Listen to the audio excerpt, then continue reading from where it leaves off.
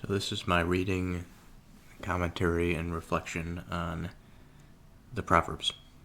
And we are in chapter 28, verse 26.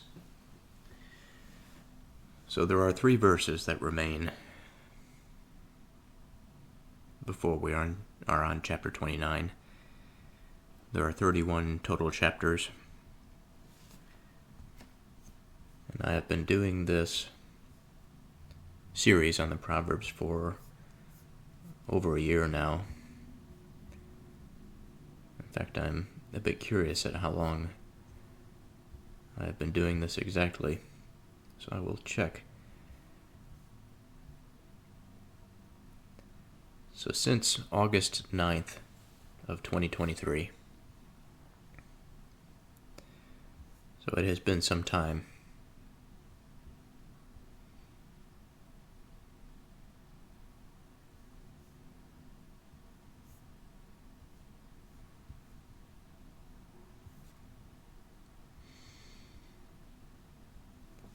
But just to give this a bit of an introduction,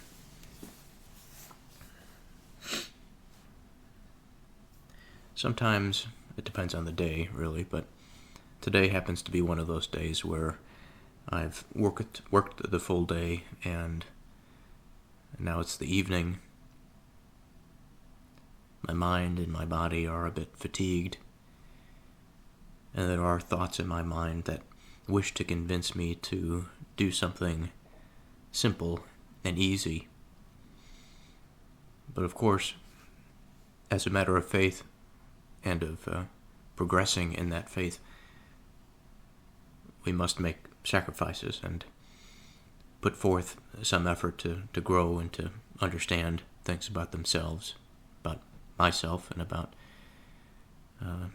the world around us, reflecting on experiences and all of this sort of thing. And the Proverbs have an interesting way of illuminating the landscape, allowing us to perceive, to interpret, provides us with a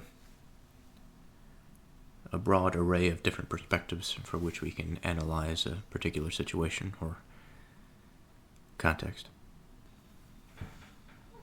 He that trusts in his own heart is a fool, but whoso walketh wisely, he shall be delivered.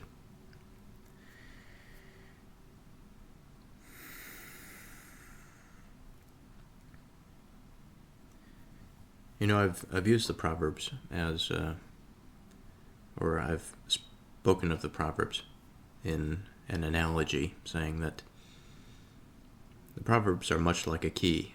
The mind is the door, or there is a door in the mind, I should say, and the mind has this capacity to see the intelligible landscape, making a model of it, of course, but there's a particular ability to imagine something that is new, but also something that is intimately bound to our true experience. As I've mentioned, it has to do with perspective. It has to do with seeing things maybe more fully, reflecting on situations more fully, understanding things about ourselves and about interactions, whatever the case might be, in a way that's a little bit more mature, a little bit more detailed.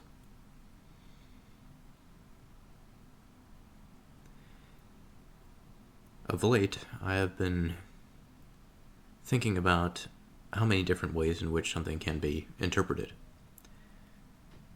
But more specifically, how one thing in a particular context can mean almost something completely opposite in another context. And there are many colloquial expressions and sayings that value our relationship to the heart. I think it could be said that in the United States there are probably a few different well-known movies that have the trope of some motherly figure saying, "Trust in your heart."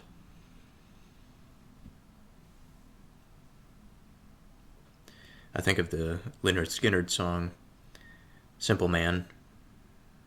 I believe there's that motif in the lyrics.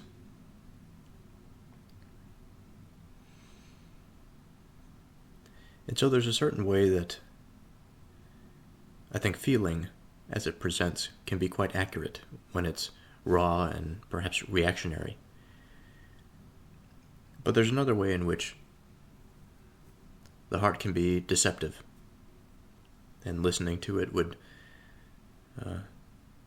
lead to an unproductive end.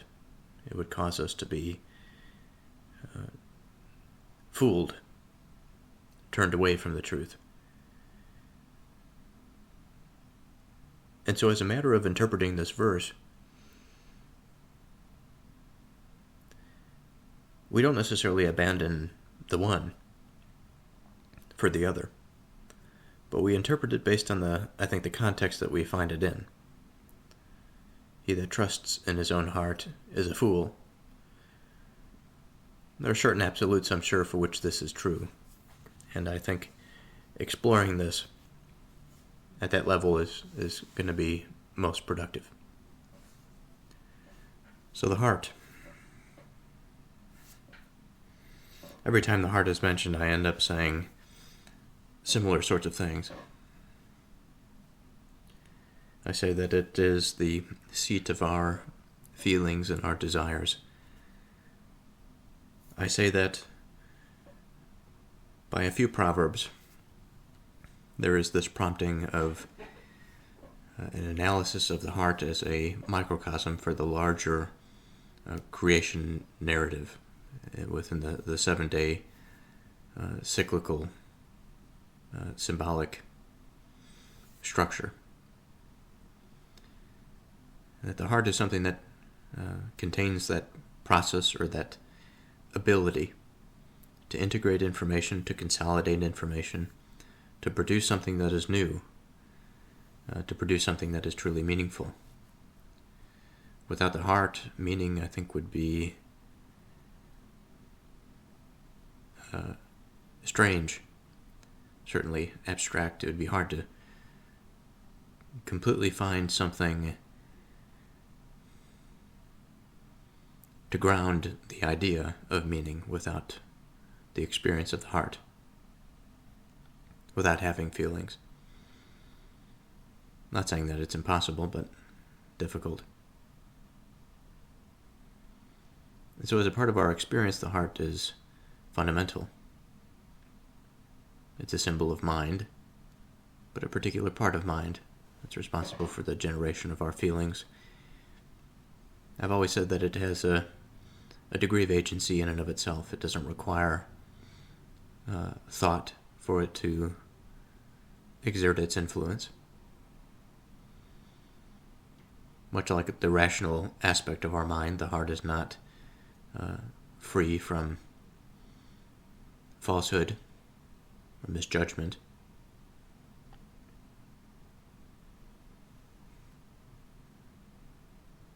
But I think to say that we ought not to trust in the heart because it is fundamentally flawed, I think that this is a misstep. It's a poor judgment to a certain degree.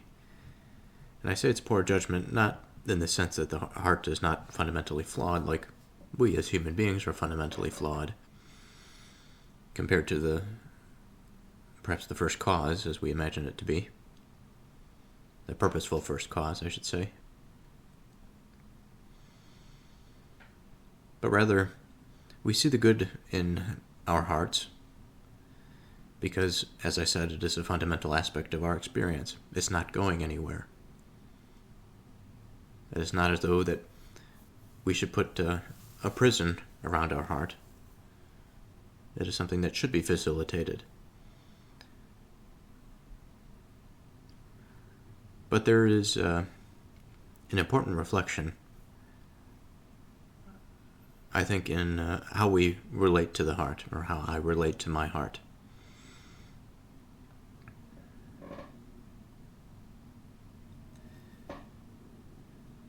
Not to trust in the heart, such a thing almost seems like a trivial expression. It seems like I've heard it a million times, and yet by those million times I haven't done any serious reflection on it.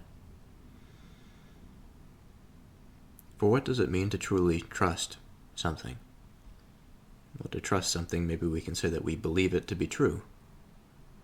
In the case of the heart, if there is something that we are feeling, we could perhaps make the inference that what we are feeling is true to the situation, to the context.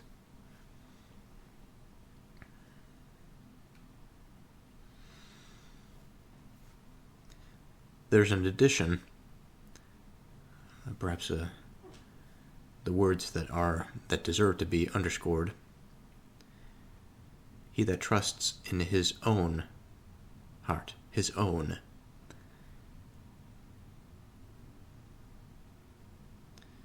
And here I think is where we find ourselves in that territory of the heart being a potential deceiver. The heart being given to superficiality. The heart being given to base desire. The heart being in a superficial state, such that it desires basic satisfactions, hunger, thirst, sexual appetite, all of these sorts of things fundamental to our survival and existence, in their more passive and excessive expressions, lead us into trouble. They lead us into a state of blindness and a state of superficiality of mind for which our productive endeavors, the qualities of our relationships are affected.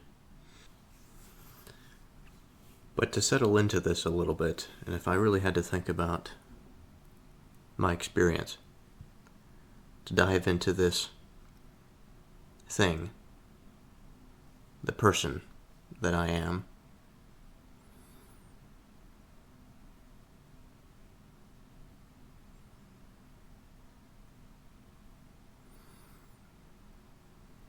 and I think about just today, all of the experiences that I have had, all of the feelings that I have had.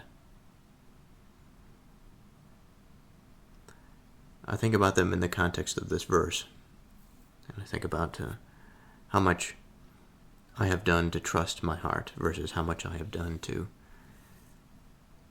limit it, to temper it. And as for myself, I find myself, I think,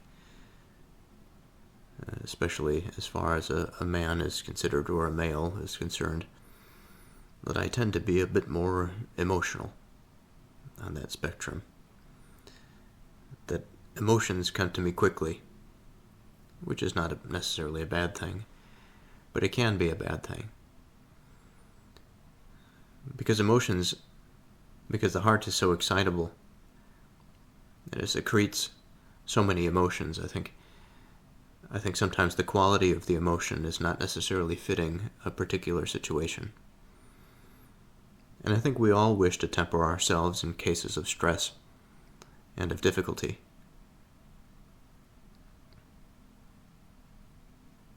And perhaps there's nothing special about my experience there. It's just a part of life. What I have found that when emotion comes, and when thoughts are required, and when complex interaction with other persons is required, an excess of emotion is certainly something that can be disruptive. If one cannot control their emotions, it's quite difficult to pay attention. If one cannot pay attention, one has difficulty acting in the world. Difficulty acting in the world is limiting in all sorts of domains. It limits productivity. It limits earning potential. It limits relationship development. It limits learning and understanding.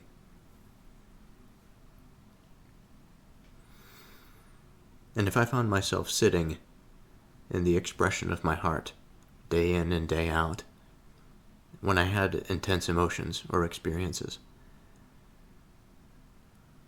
I don't think that I would be able to move forward in a productive manner. Just thinking about today, if I had reacted to an anxiety. Now here I have to wonder. So I could say, well, if you react to an anxiety, if you say, well, this feeling is not pleasurable, and I should act accordingly, remove the miserable experience, then perhaps the inclination would be to limit my interaction. Or, on the other hand, it would be to confront the interaction with such a degree of confidence and competence, such that that extreme of emotion is not limiting any longer. But this doesn't solve our proverbial question. In this case, it can be seen almost as if we are trusting the heart.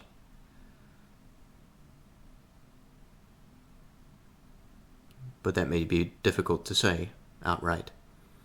Because in the case of just an expression of anxiety, what exactly is the heart telling us? Is it saying anything that ought to be trusted, or anything that ought to be rejected? Again, I suppose it depends on the individual. And there are certain ways of seeing this. I know, as I've been younger and as I've matured, that I've learned that putting aside or pushing away anxiety is not necessarily the thing that is going to mitigate it. It may nullify it at the time, but it probably will make it worse in the future. So the sacrifice of confronting it early on and of thinking about why it is the way it is, and not necessarily as a matter of trusting or mistrusting, but rather as a matter of integrating and accepting, surrendering.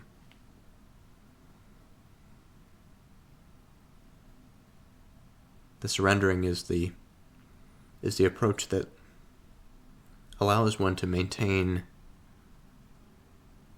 that mode of thought that is required in stressful situations, where the influx of information that comes from the heart may be something that is distracting.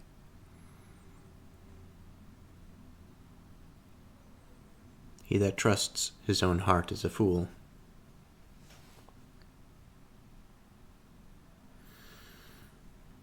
Now, in the manner that I described, that anything that could be seen as negative, again, here's a perspective, a potential perspective shift. If one had thought that displeasing things were always negative and pleasing things were always positive, then I think that trusting the heart would be quite problematic, because there are, in my experience, plenty of situations in which negative emotions rule or are prevalent. Maybe they don't rule, but they're prevalent at any given period. But the negative emotion must not be the thing that is allowed to rule. So in that way, I am not trusting the heart. But again, it all depends on the way in which we describe the quality of the emotion. Because a painful emotion can be learned, I think, as something that is not necessarily negative, but rather something that it just is. It is an expression of the restless mind. But there is a certain utility, I think, in saying that the heart is at least the negative emotion. I think about a particular situation this morning, actually, when the vigor of the day had not yet found me, and I was still in that stupor of the early morning, and walking down the hallway in the morning when nobody was there, walking into the office when nobody was there, and sitting down by myself. The lights had yet to be turned on, and I wasn't dwelling in thoughts, but I was aware that there was this general background of potential negativity. If I had let my mind just drift, given the substrate of emotion that was present, I knew that most of it would be negative. And in fact, I had, just thinking about the hallway, walking down that hallway, I know that there were a few negative thoughts that occurred. But I also understand by virtue, and thankfully, of this proverbial experience, of the experience of going through the Proverbs, that the self-reflective mode kicked in almost immediately. And when these thoughts occurred, the thought also occurred, almost a meta-thought. And I asked myself, well, why? Why must I think this way about myself, about my abilities? Surely I ought to be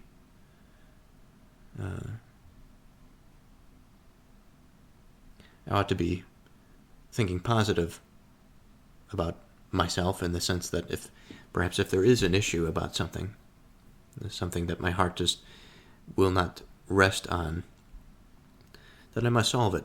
I must take steps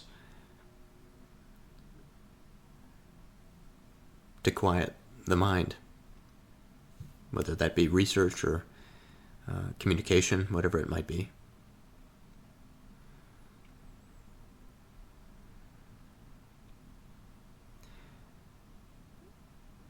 And I have to say that I think, staying on this topic about the early morning, walking down that hallway,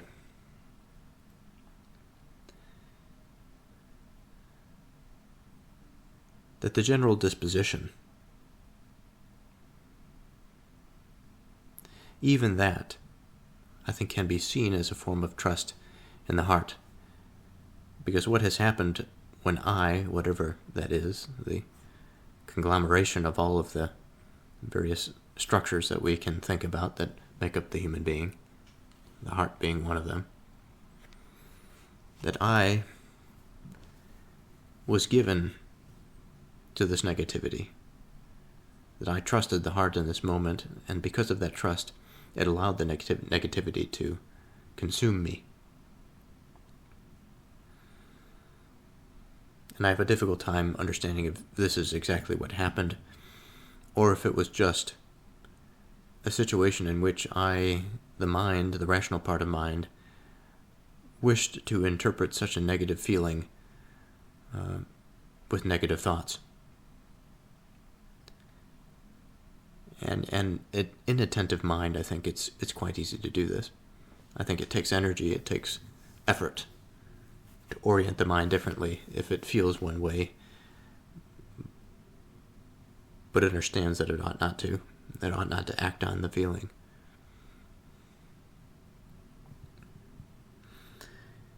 But I can say, if I lingered there for very long, once my day started and I was interacting with various individuals, it would not have led to a productive headspace.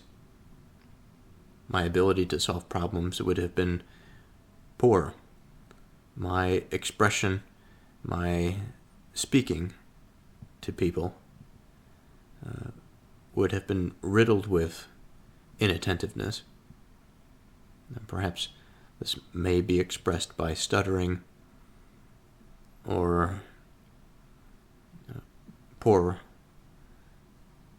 indecisive explanations.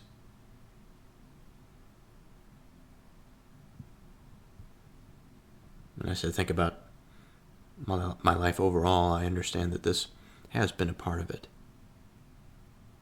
Certainly not the whole of it, but at times, the fool that trusts the heart, I think, gets the better of me. But whoso walks wisely, he shall be delivered. So there might be a bit of irony here that I brought up the experience about that I had this morning that was so intimately tied to walking down a long hallway to work.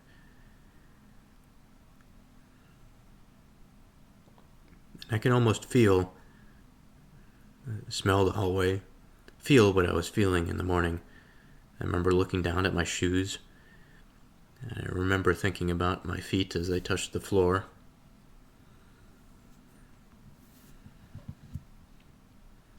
And I remember thinking about the possibilities of life, about all of the different headspaces that the mind is capable of finding itself in.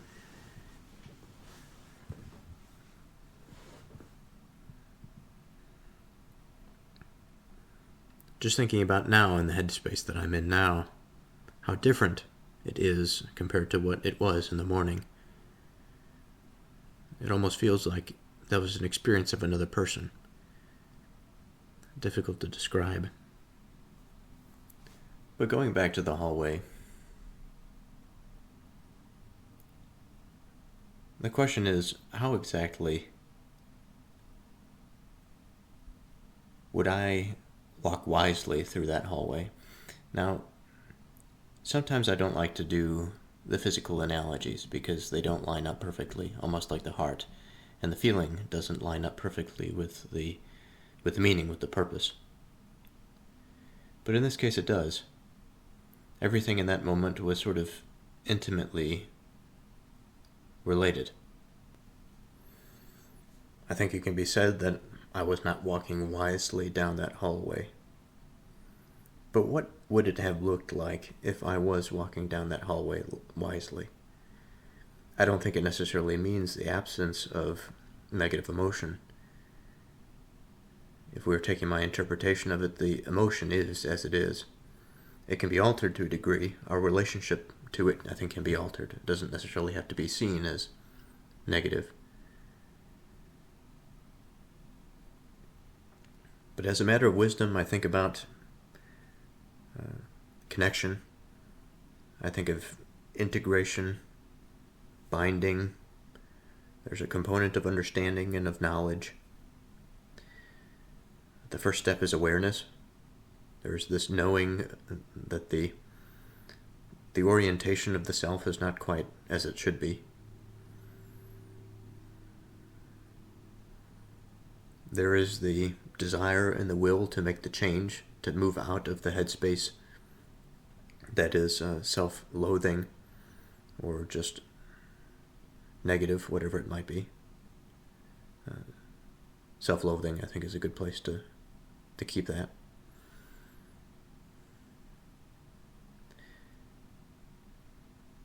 Along with attention, there is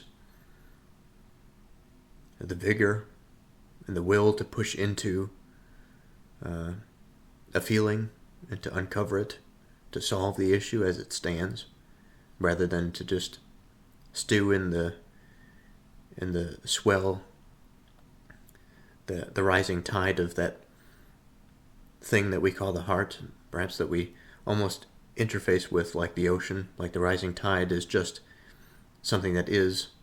It is something that we cannot control. And I sometimes go back and forth on this.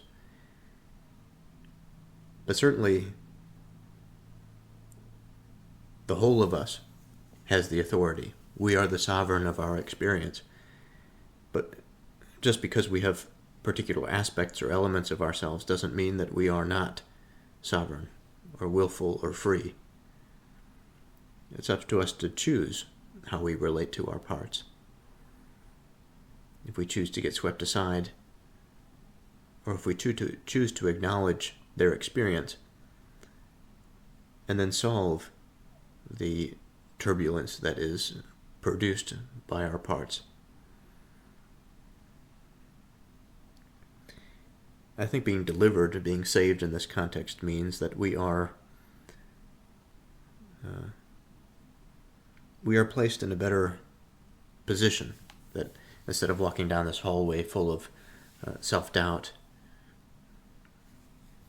at the end of the hallway, what I have come to is a certain number of things that I know maybe have led me to be thinking this way, and a certain number of things that I want to try today to make things a little bit better, to change for the good of who I am and for the good of who I may be interacting with.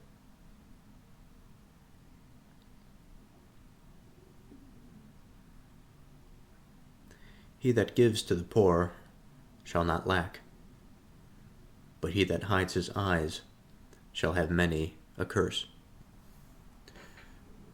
Okay. So starting with the first half of this verse,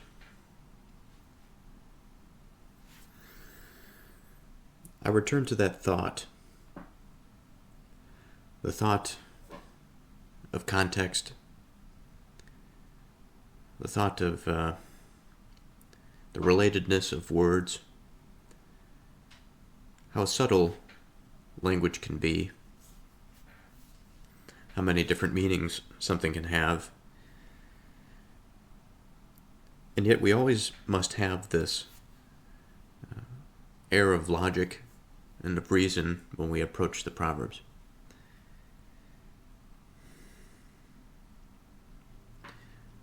When it says, "He that gives unto the poor shall not lack,"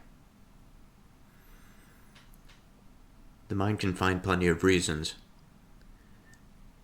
even if it is the most superficial, in the sense that if one is giving away something, then they are probably lacking in that thing that they have just given away. But, of course, it's not referring to such trivial things, nor is it referring to the aspects of life that one may be lacking in prior to giving to the poor, because we are all lacking something. And so, of course, this is not the place to be. This is not the place to start the interpretation. We have to enter into this with good faith.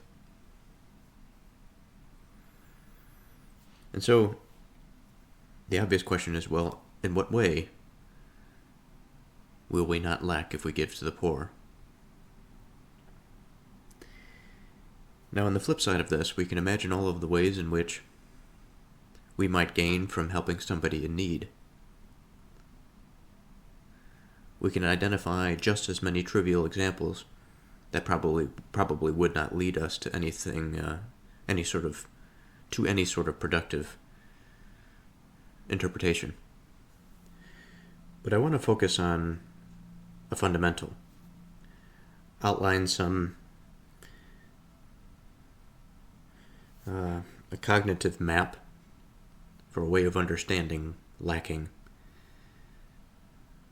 and the broader verse more generally. So the definition of lack: the state of being without or not having enough of something. So it seems like a bit of an ontological distinction, that it is on the nature of being, the state of being without. Absence.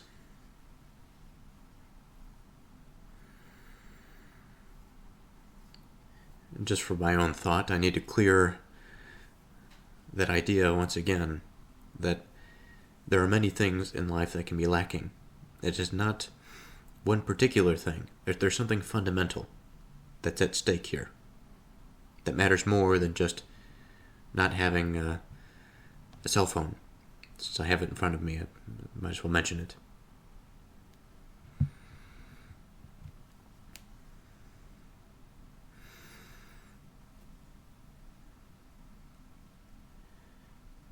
The state of being without. This idea of without. As a conscious agent,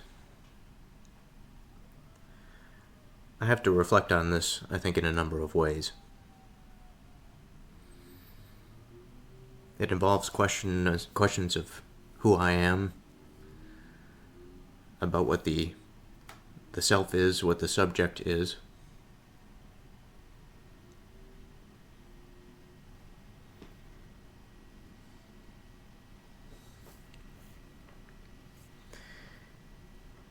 And as I think about myself, I think about thinking, maybe, in a meta sense, metacognitive sense.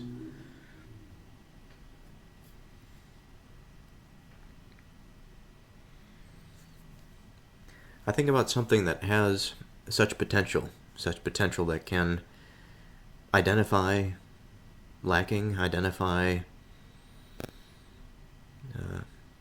absence, nothingness to a degree. And yet, I can also understand that who I am, my being, is something that is certainly well outside of the control of its destiny, I guess I could say, or of information in general. There's only so much that I can hold, only so much that I can understand. Certainly it's not an excuse from the subjective standpoint to deny the pursuit of understanding. But I find it fascinating. And I'm trying to form this cognitive bridge between the land that I see on the other side.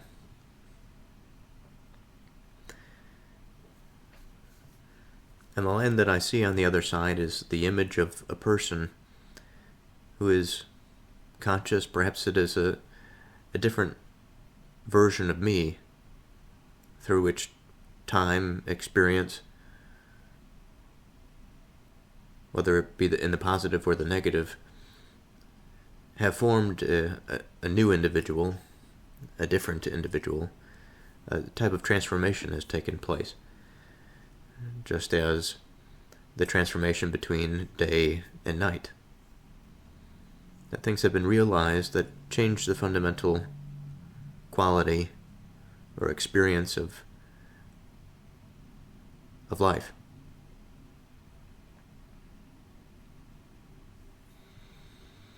And the concept of lacking, although it doesn't encompass the totality of this idea, I think about it, and I think about it in the way that as I myself lack,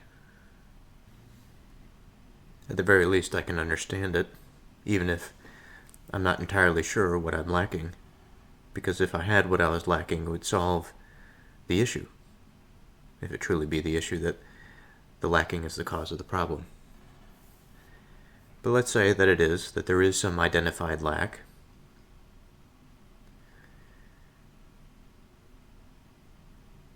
How does this present to me? Keeping in mind that we are after fundamental things here.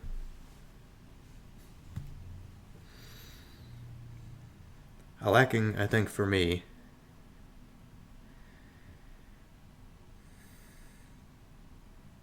doesn't necessarily imply not knowing. It doesn't necessarily imply a lacking of material goods. Now, I don't think that it will never mean that. I think it depends on how the person is disposed, how the person is presented to various factors and forces. If I was in a rather destitute sort of way, stricken by hunger, I think my relationship to lacking probably would change as well. And it's not to say that lacking can be tied into material things. Well, maybe I should say this. It's not the case that it cannot be tied into material things, but lacking is fundamentally a spiritual concept. At least in this context. Again, it's difficult language, but I can imagine a situation in which the word lacking has some strict definition in the physical or I was about to say formal sense, but physical sense, in which there can be a lacking of some value. And this lacking of value has ex consequence, like in the case of starvation or hunger, it can be boiled down quite precisely to energy expenditure versus energy consumption and energy requirements on the part of the agent. But this is not a spiritual discussion. We are interested in spiritual affairs. So on the other hand, a lacking, while it does have to do with the conscious mind, and while perhaps knowledge is involved, I think there's a step farther. Knowledge is an important component. I don't want to deny that, but I don't think it's the bedrock.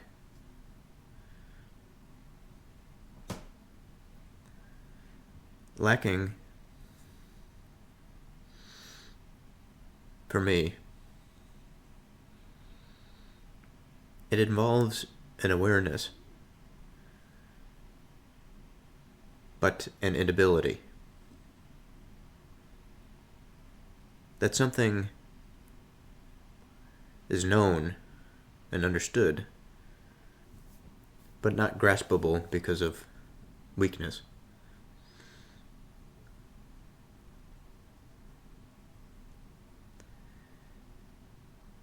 And while again there are many domains in a person's life,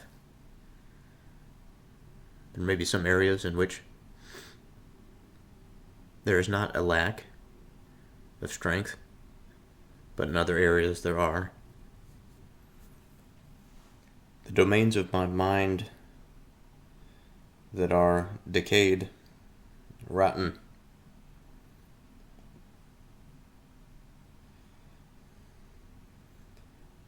I find that I understand lacking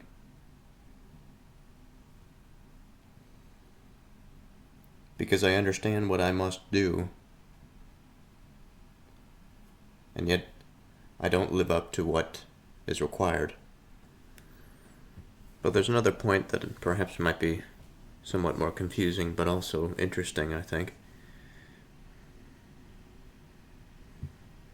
That I mentioned that the awareness, or the knowing of knowing, the knowing of lacking, is the thing that causes lacking to be. There is also the case in which lacking can manifest on the part of an observer, and not necessarily on the part of the subject. That is, that the observer can see a subject that is lacking in something, deficient in something, such that they ought to do something, but the subject is completely unaware of what they know that they should do. But the subject themselves does not necessarily understand.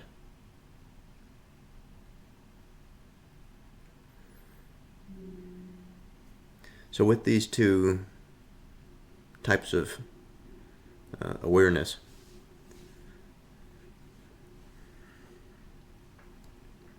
or with these two types of lacking,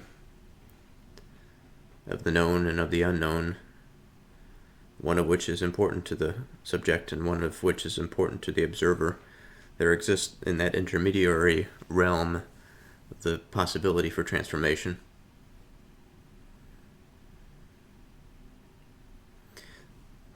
There must be something within the behavior, the action, as fundamental as I've made this to be at this point, of giving, but more specifically giving to the poor,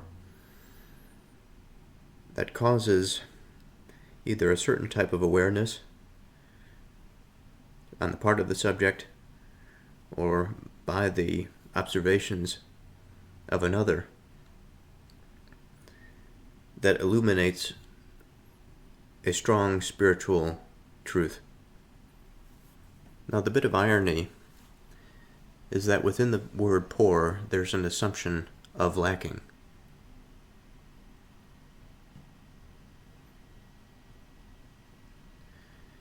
And it raises an even more interesting question that if the poor are lacking, and what we give causes us not to lack, then it causes us, in some way, some sense, in some equivalence, also not to be poor. And this is something that is independent, a concept that is independent of material good. Maybe I should say it can be independent of material goods. Because, like I've said, it is possible that because of a state of destitution or extreme suffering,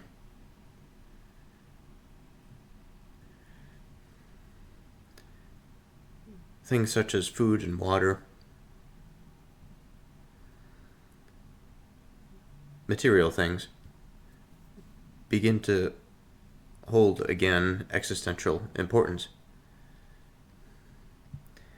And there's a separation here. I understand that, and I'm trying not to be philosophically inconsistent.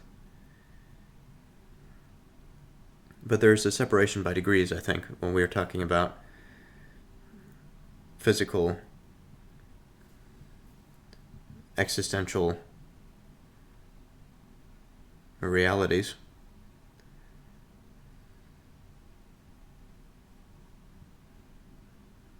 Or perhaps there's not. As I think about it now, surely it's one and the same. But I wish to differentiate, if not to say this for the second or third time, between the meaningless interpretation of material causes and that of an interpretation of material causes that has some meaning to it. So I think I make such a fuss about narrowing down the spiritual principle because I myself am living in this society that, for I think the general overarching narrative and belief is grounded heavily in material causes, and I don't think there's anything wrong with material causes. I don't think there's any falsehood in material causes or anything, but there's a certain way of seeing experience, life, through that lens of personal experience, which has a language of its own, of course.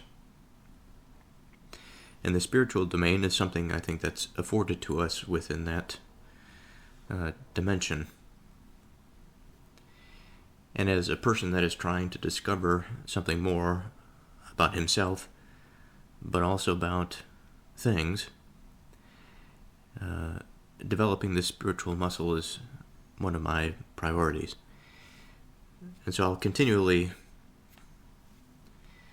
although it may seem as a breach in my attention, come back to this, and I do it so that I can remind myself more than anything.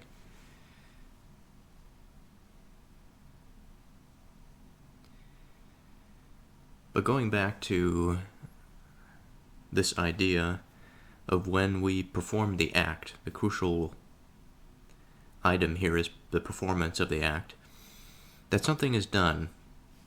Something is done that, if attended to, can be, or even if it's not explicitly attended to, it is something that opens up a door, a window, into a new space.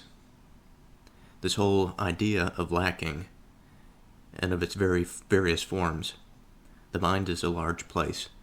The ways in which the mind can want, materially and spiritually, are many, multiplicitous.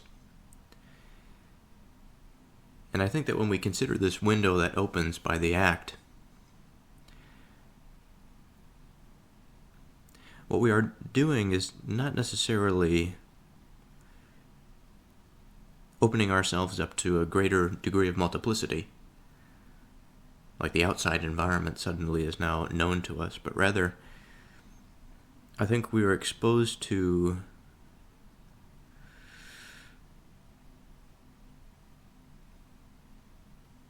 a type of relationship and a certain type of affordance. Now that's quite general. What do I mean by this?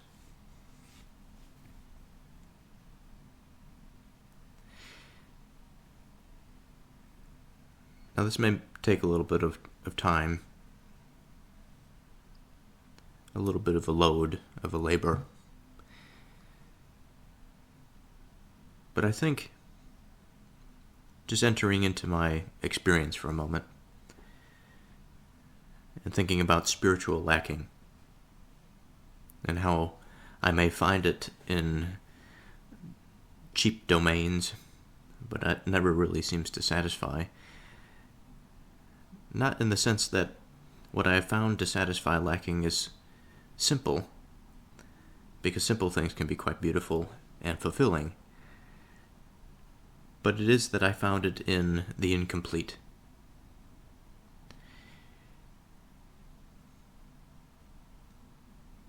And within the incomplete, I have to wonder exactly where I find this deviation of attention, or maybe that's not the right way to put it. Within the incompleteness, it is difficult to understand exactly what ought to fill that hole. And I think that it's quite obvious what ought to fill it, but from my own personal perspective,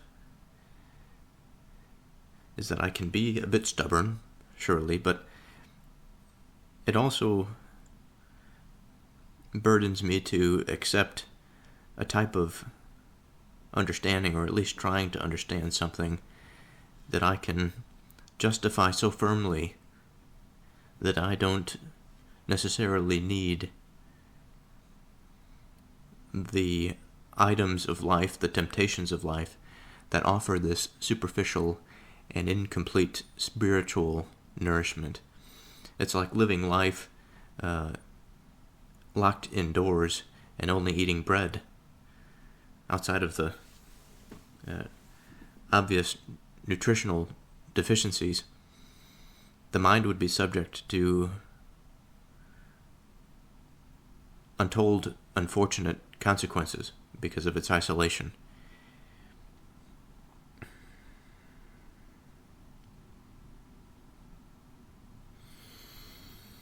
But here comes around again this act of giving, a sense of reciprocation, a sense in which the mind, the spiritual dimension, considers this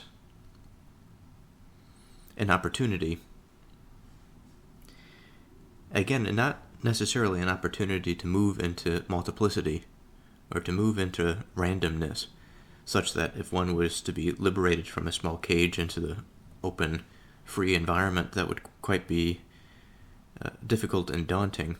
But rather, if a person that was confined to a cage was suddenly freed to the open environment, and what they saw before them was the environment, surely, but what they had was something that could focus their attention. And I think that the aspect, or the action of giving, is the very thing that, for whatever reason, however high we would wish to trace this to some divine law or some divine way, it is a way of narrowing our attention on that which is good.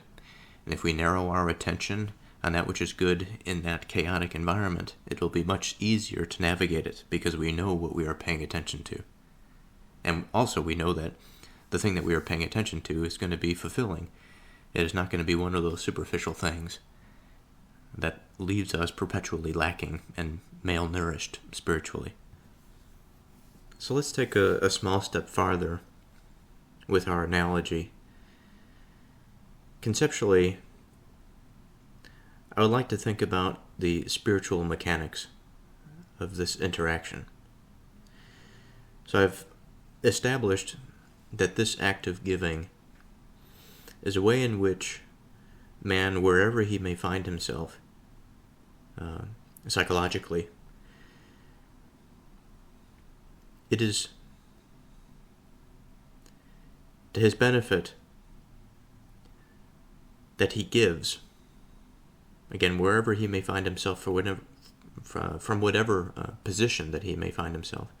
I think it's easier to imagine a person that is quite confined to the self, quite confined to selfish pursuits and of an orientation, that the self is not necessarily opened enough because it's afraid of the multiplicity. It doesn't have enough of a directing guide, that angelic force that would truly free its mind and to keep it open to the environment so that it can take it in and truly experience what is before us, the wonder and the beauty, etc. But within this extended, for whatever reason I wish to see it this way, the extension being of the individual outside of the self. Again, that might not be a good way of conceptualizing it, but for now it'll do. That is, this individual that is growing in faith, maturing, is taking this spiritual principle of giving and of doing it.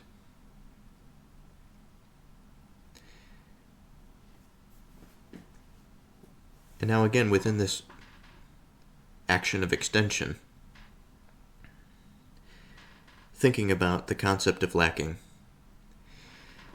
thinking about the concept of poor, I think about what begins to form in my mind of a more solid identification of lacking, not just as some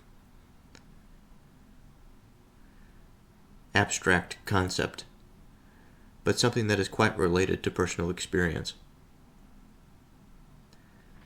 Such that a moment ago I described a type of lacking in my life that I know that I can identify. And I know by that experience what it feels like. The desperate attempt to try and fill the void before the void consumes me. It's a terrible despair to fall into. And while it doesn't happen to me all of the time, I do know and I can identify the regular intervals at which it occurs. And so by this idea of lacking, I wish to solve it. At the, who knows exactly where this is, but somewhere within the experience of lacking, there is this possibility of the reverse transformation. I had spent some time trying to get at the importance of transformation and of getting to the place that we are beyond this burden of knowing and not knowing sort of situation, that we could just sort of believe.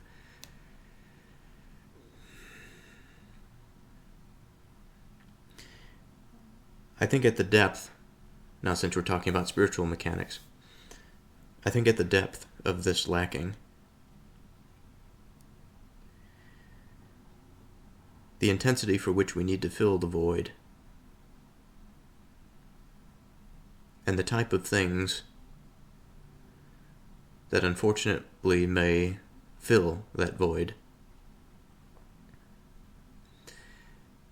may be so destructive, paradoxically. I suppose that's the nature of temptation. It's the nature of evil.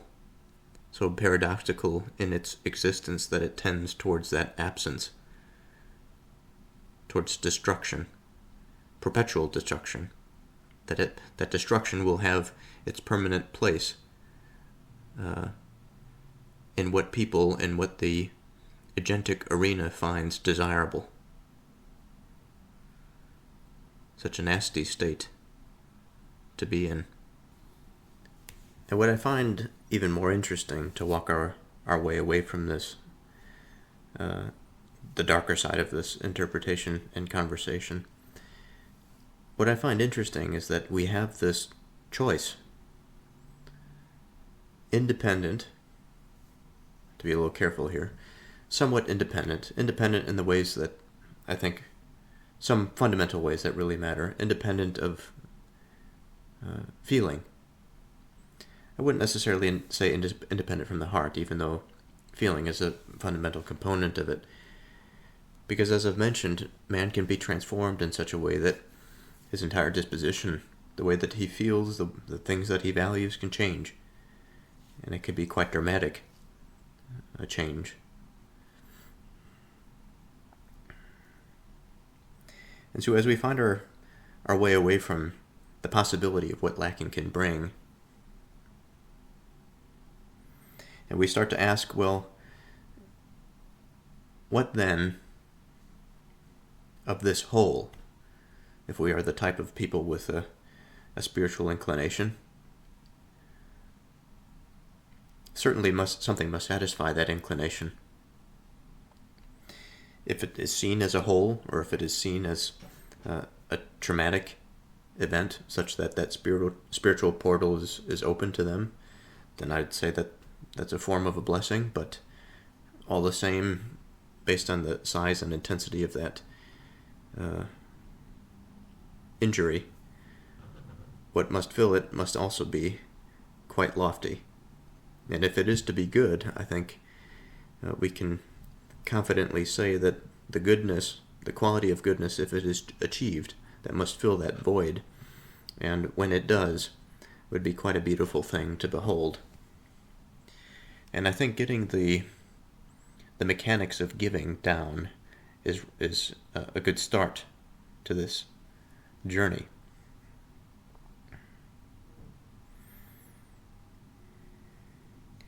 So I don't want to get too far away from what we were talking about in terms of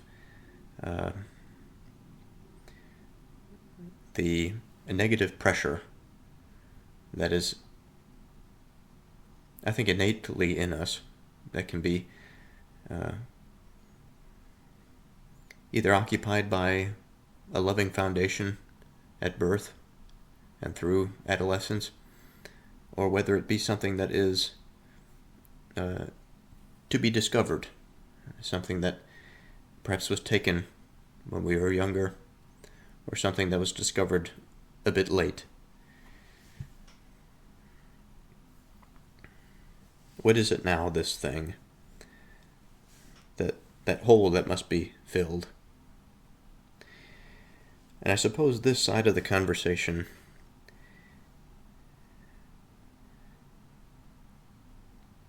becomes altogether another layer of personal involvement. For if I'm to understand the depth of my lacking, to understand how it exists, to understand the spiritual mechanics of it, eventually, once I've seen that bit of things, when I've seen in myself what is likely to be a whole that results from a traumatic incident, however much I wish to deny that fact, the fact that it exists and is beginning to pull destructive things into it is a good indication that one must find, that I must find,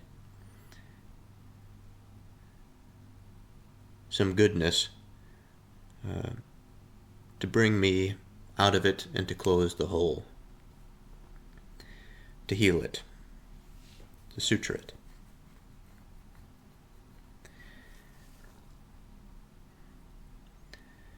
So I will debate for the next few minutes here exactly how this ought to be presented. If I ought to say perhaps what's on my mind in the deepest sense, or whether I should say enough to get the point across without getting into personal details. But I think the place to start in terms of giving is a recognition that what is to be given depends on the person. Strangely enough, I think it depends on the situation. It depends like I said, on the potential trauma. It depends on the constitution of that spiritual being, of what needs to be given.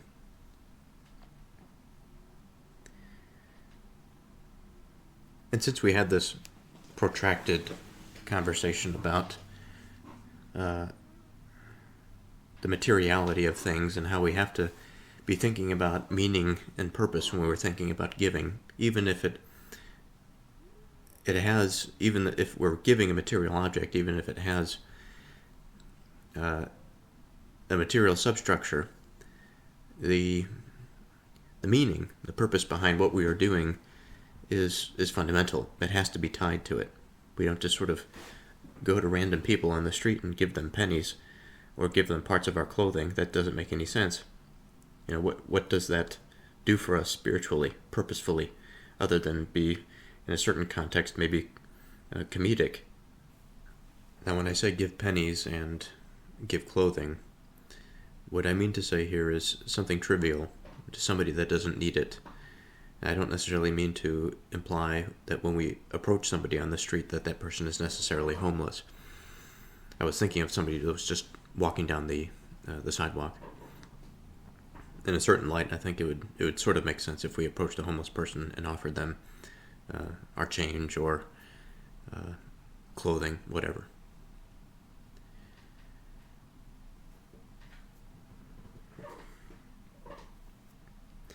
So I let the night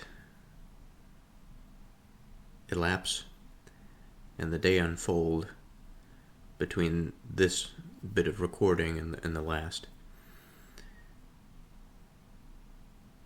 And I'm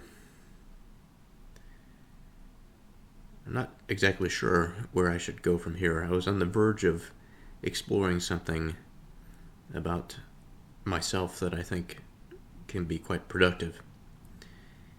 And I had mentioned that I was going to deliberate and debate for a number of minutes, and after I said that, I paused the recording and my mind went to and fro. I didn't end up doing any significant reflection on the major points. I did think about some things over, but now that it is a new day, I'm in a new place, I think it would be useful to go back over this again.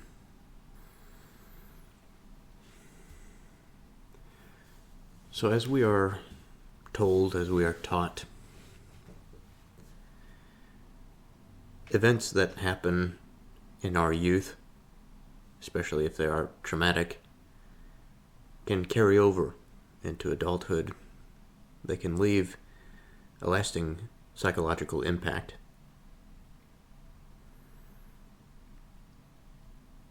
I think there's a discussion to be had about our relationship to trauma and our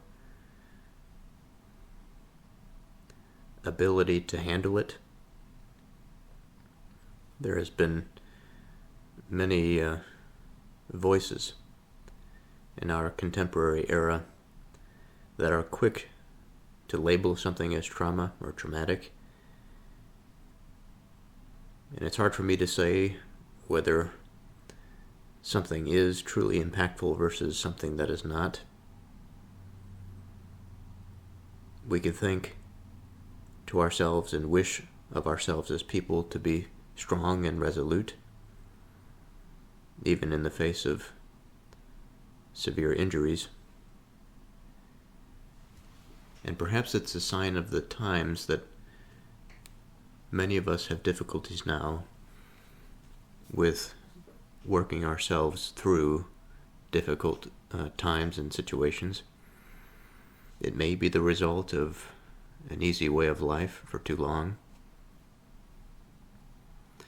It's hard to say. But I wouldn't want to get the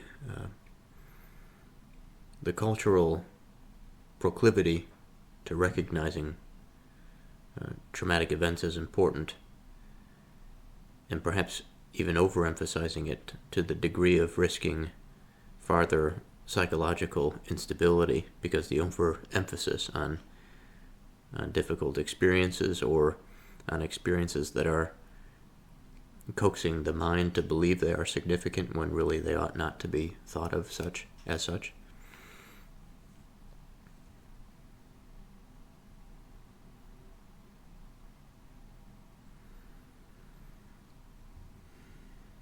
I think that there is still a place for us to explore.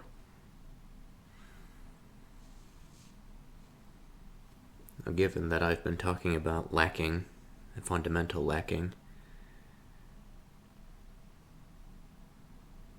this sort of negative pressure somewhere in the self that draws into it all sorts of spiritual or purposeful information, some of which can be quite negative, destructive, but at the time numbs the pain.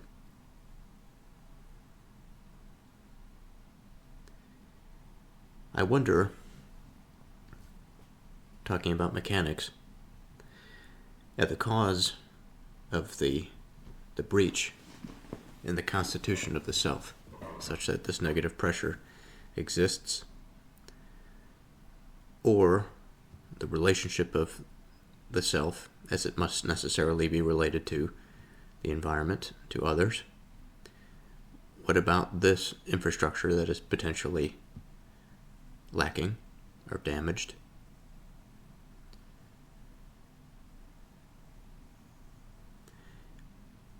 I think more specifically about our environment, the contemporary environment,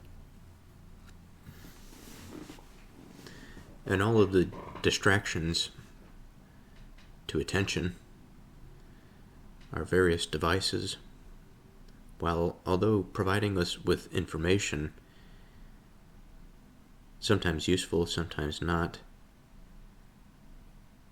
all the same, there is this capacity to provide such a volume of information that is quite unheard of in the human experience. And what's more is that this volume of information is not coming from physical means that the body has evolved to really appreciate and to articulate with. We receive information visually and through auditory means, which are fundamental physical perceptions. But it lacks that three-dimensional, personal, interactive, physical, in a totalizing sense, dimension or dimensions.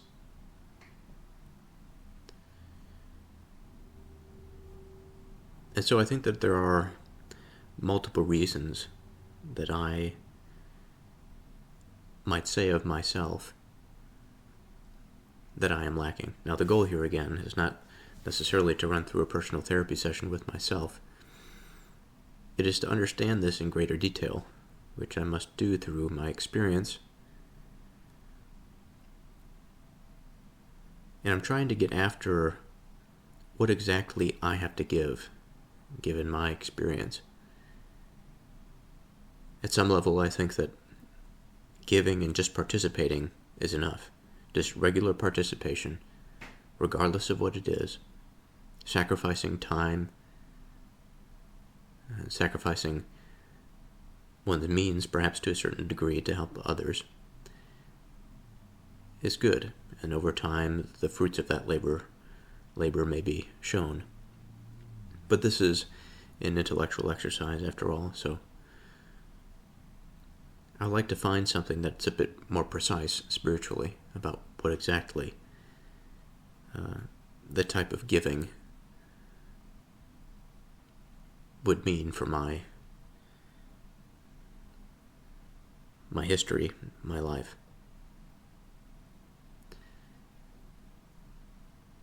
And as I've attempted to develop spiritually, I think I have found certain things. I've changed the way that I behave in certain situations. It's a slow, gradual, and sometimes painful process.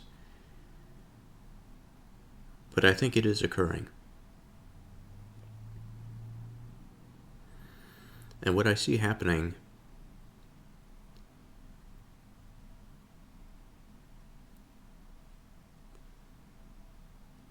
is an aspect of giving. It's a sacrifice of mind. It is a perspective or an orientation that is less inward focused, if I can say in such a way.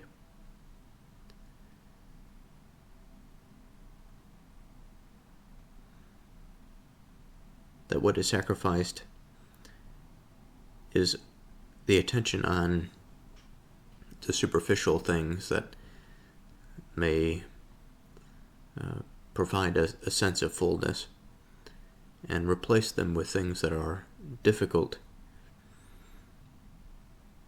challenging, and perhaps don't even involve the self immediately, maybe secondarily.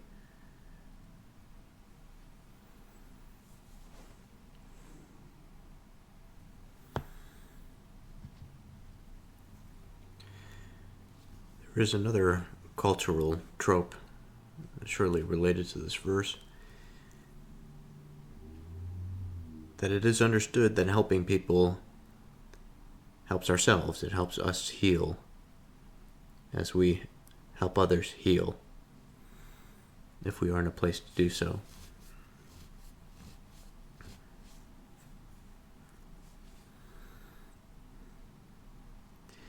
I think within the process of resolving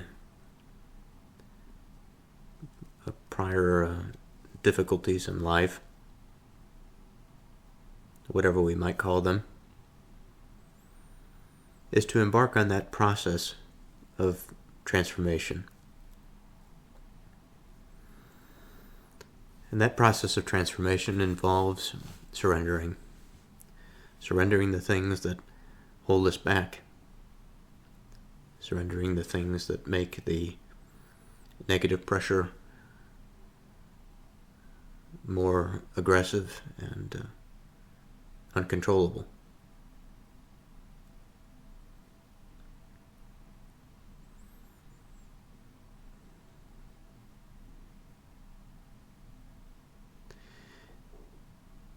I think at some time I'll come to what I had mentioned.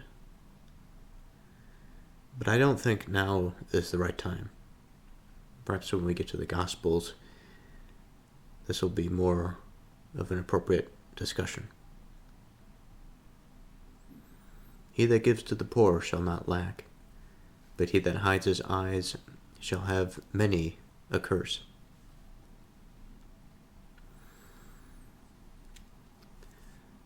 The first thing to talk about here is hiding of the eyes. This is I believe, a reference to attention. The eyes are where we take in information. The eyes tell us what we are attending to, tell others what we are attending to.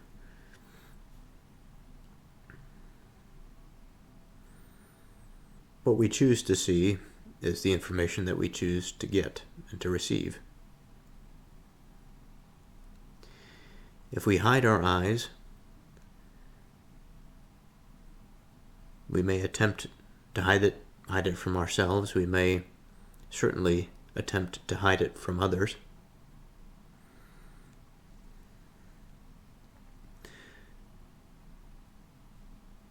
But even if the eyes are not fixed on something that is improper, and the mind continues to perseverate on it, nothing significant has been done.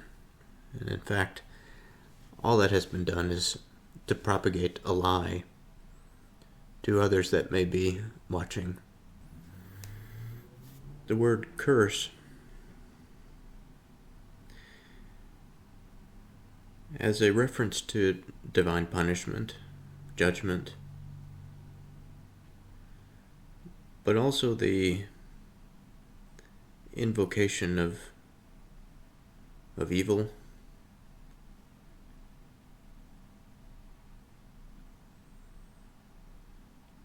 of a state of mind, of a particular disposition that is constantly pulled down, dissociating itself away from something productive, away from something that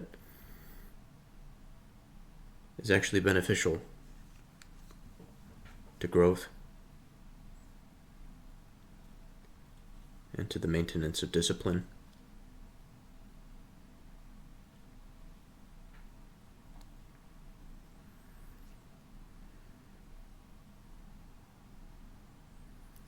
He that gives to the poor shall not lack.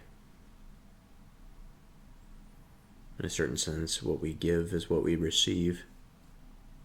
As we see somebody go through that process of transformation, we learn from it. Even if we ourselves are not poor, the process of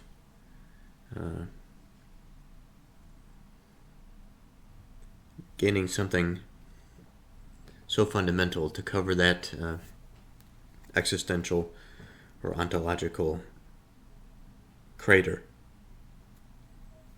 to fill it in, maybe I should say.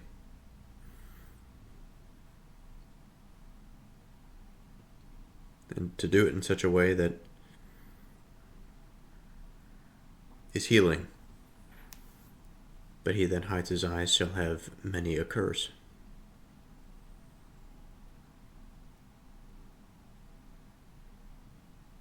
Our attention is revealed to the causes that matter. We ourselves know the truth. Hiding the eyes will not change our trajectory if we are to be infected by some evil spirit.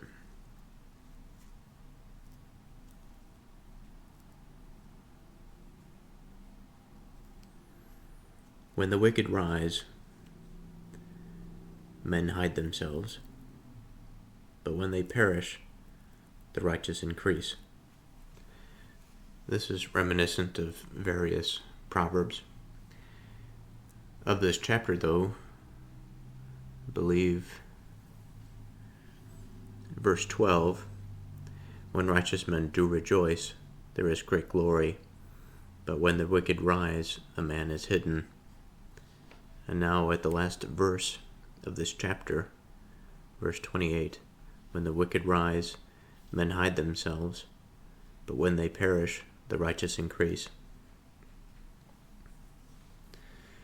So within this big picture of the collective of man, we have the wicked, a class of people that is not dissimilar to what we were just discussing. Out of all the various roads that lead into it, I think there are a few things that are constant. This malalignment of attention is one of those fundamental ones, such that it is disproportionately self-absorbed. That the wicked disposition may itself lead to something that is evil, but fundamentally selfish and lacking of strong empathy, lacking of any true desire for good. It is just good for the sake of satisfying selfish desire.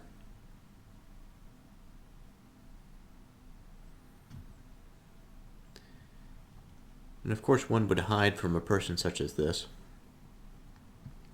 because they are dangerous, because they carry with them the potential for harm.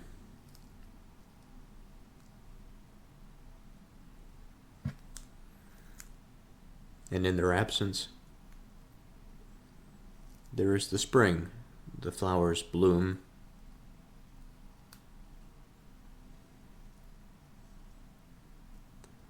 Those that have a more lofty disposition, who are concerned about affairs of themselves, surely, but also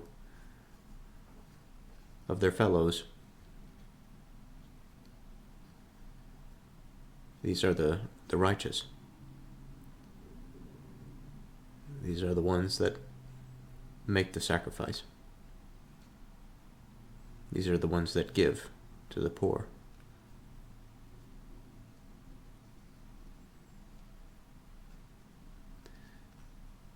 So I think I'm going to end this episode here. I'm going to continue next time with chapter 29. And we are steadily approaching the end. There are 31 chapters total in the Proverbs. But until next time.